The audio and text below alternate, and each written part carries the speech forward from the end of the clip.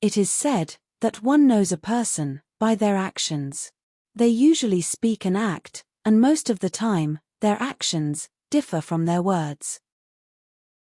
Condemnations are the result of what is understood. And what is understood results from what was previously defined. The definition attributed to a person is linked to the words that were heard and the attitudes that were perceived. The one who authors the definition takes as truth the understanding of the words and attitudes observed, and, based on that truth, defines the being.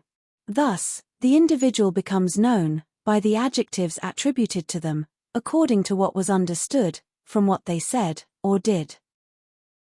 The most surprising thing is that people, who will never have any opportunity to interact with the one who was labeled, continue to perpetuate that understanding. Once such perception is established as a settled truth, few are willing to commit to contradiction. The constructed image remains untouchable, not by merit, but by convenience. When the being is labeled as a saint or as merciless, it becomes more convenient for the community to maintain that historical idea, for in it reside social acceptance and respect. However, an isolated action does not reveal who the being is, nor can the sum of their actions define them completely. It is not uncommon to observe unexpected behaviors.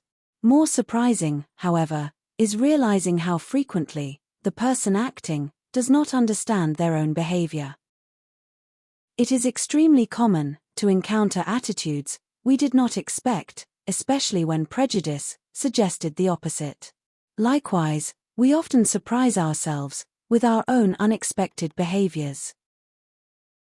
It is not uncommon to realize that we do not truly see ourselves according to what we said or did. The attributions made to a human being are not the result of considered judgments, but of condemnations. More precisely, the human being does not judge, he condemns. And these condemnations, once established, reverberate and perpetuate through time. The complicity of false teachings, and, above all, false understandings, goes unnoticed. The practice of condemnation reveals itself as an attempt to sustain the misunderstanding of one's own existence. This unique, universal, and uncomfortable question remains without satisfactory answers, and therefore resorts to artifices that support the silence of the questions. However, it is impossible to hide the truth that the being reveals through its own manifestation. No one fully corresponds to any adjective. Every action taken and every word spoken respond exclusively to the story already written. They will happen, they will be said, they will be done, and nothing and no one will be able to prevent their manifestation. No attribution made to the one who speaks or acts will be able to correspond to the words and attitudes they will manifest in the future. The character is constructed to speak and act in perfect harmony with the time and the environment in which it exists. It is easy to perceive the ephemeral nature of the manifested identity of a being who is multiple and adaptable, and any attempt to define them will always be limited to the fragment of a single occasion.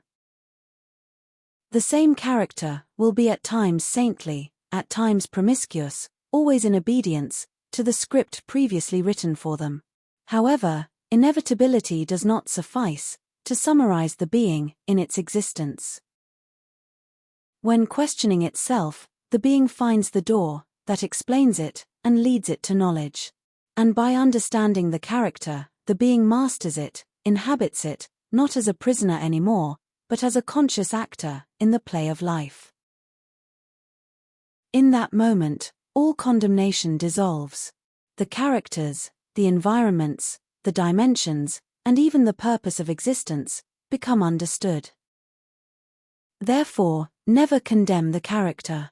If any condemnation must be made, let it be of the author of the play, while the play itself still remains incomprehended. A profound understanding of the being transforms any judgment into introspection, and condemnation into a search for meaning. It redefines judgment by inviting the being to suspend superficiality and investigate the origin, not of the act, but of the narrative that produces it. What Qin Shi Huang, like so many others, failed to perceive was the foolishness of trying to perpetuate the character in history in the face of the true greatness that inhabits the nameless being. Monuments do not preserve history, but rather, this foolishness turned to stone. This reveals that wisdom, although visible and audible, remains unattainable to those who attempt to purchase it, no matter the time or apparent power they possess.